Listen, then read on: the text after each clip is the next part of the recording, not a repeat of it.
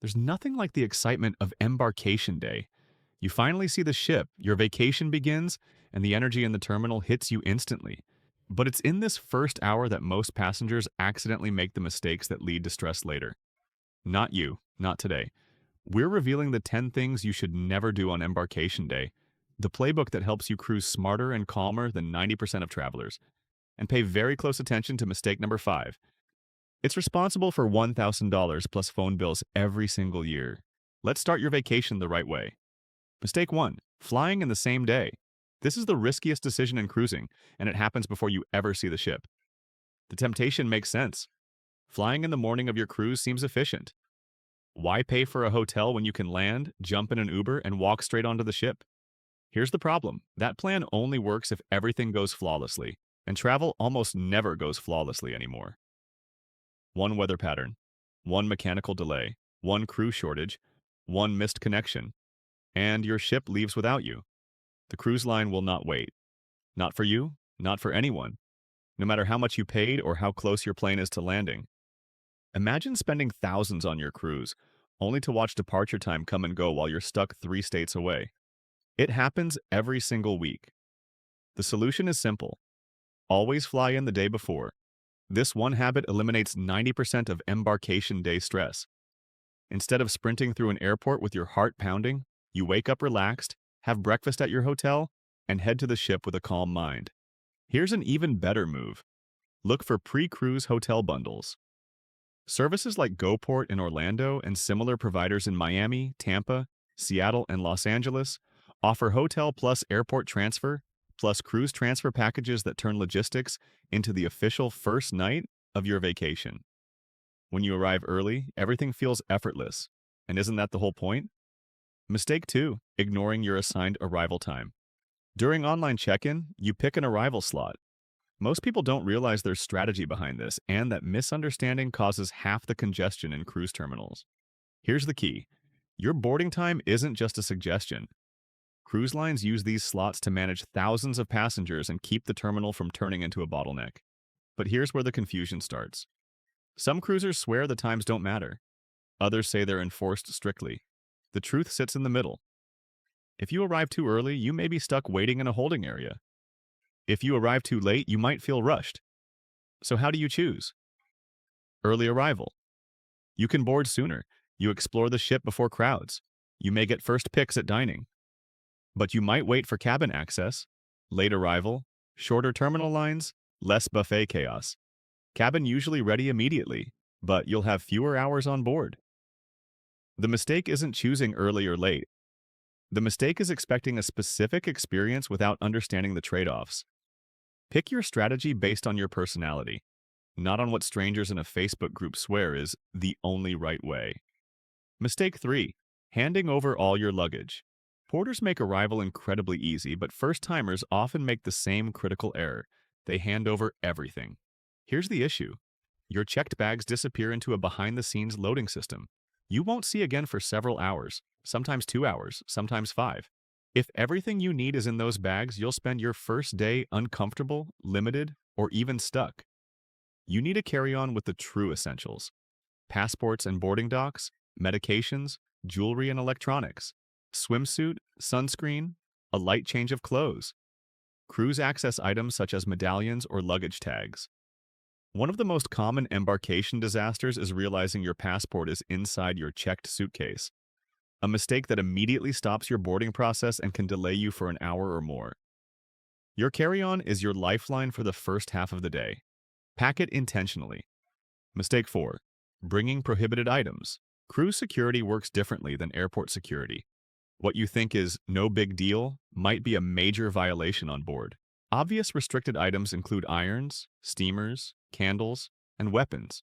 But there are also rules most people never think about. Certain multi-outlet power strips, surge protectors, certain tools, liquor in glass, camouflage clothing in specific Caribbean countries, toys that resemble weapons, heating coils, travel kettles. If your bag is flagged, it won't be delivered. Instead, you'll find a paper note instructing you to visit security to open it in person, which can eat up a huge portion of your first day. Or worse, you get stopped before you even board. Take 5 minutes before you pack to check your cruise line's prohibited items list. It prevents a very unnecessary headache. Mistake 5. Leaving cellular data turned on, the $1,000 trap. This is the mistake that doesn't just ruin your day, it ruins your bank account. As soon as your ship sails past land-based towers, your phone connects to Cellular at Sea, a satellite roaming system that is not included in any standard phone plan. And here's the dangerous part.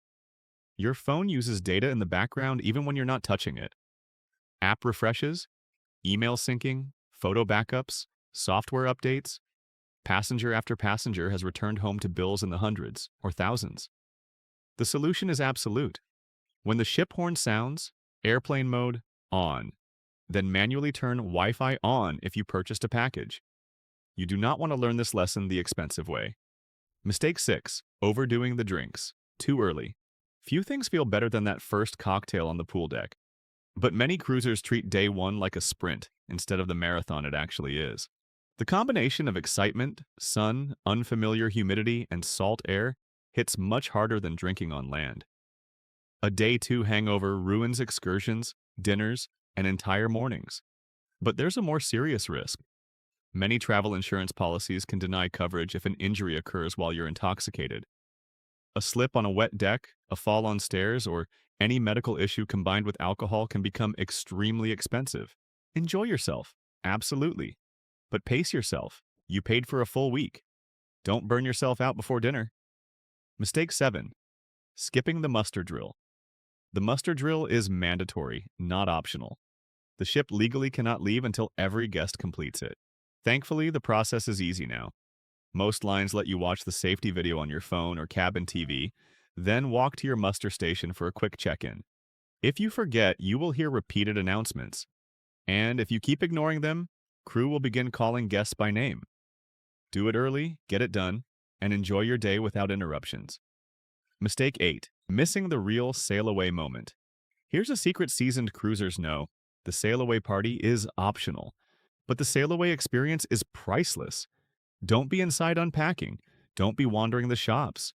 Don't be lying in bed scrolling your phone. Whether you prefer the loud deck party or a quiet moment with a drink in hand, make sure you're somewhere with a view.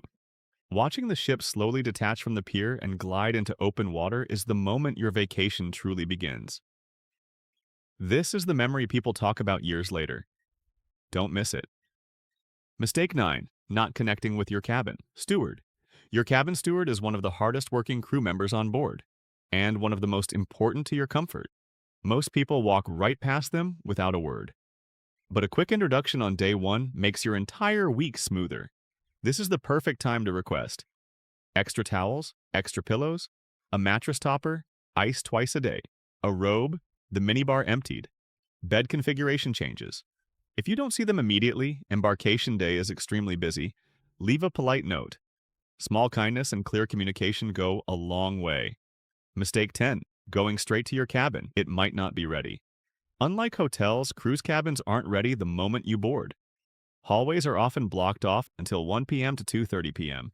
If you walk straight to your cabin expecting access, you'll only end up frustrated. Use this time to explore the ship, walk the upper decks, take photos, check menus, find hidden quiet spaces, enjoy your first onboard meal. Once your luggage arrives in the hallway later that afternoon, unpack right away. Your room instantly feels more spacious and relaxing once your suitcases are emptied and stored under the bed. Your number 1 embarkation day secret. And there it is, the complete 10-point embarkation day playbook. Expanded, clarified, and packed with the insider knowledge that keeps your first day smooth while everyone else is stressing. Now I want to hear from you. What's your number 1 embarkation day secret? Drop it in the comments so we can build the ultimate guide together. And if this helped you, hit like, subscribe, and keep cruising smarter. Because the next video dives into hidden cruise hacks most passengers never hear.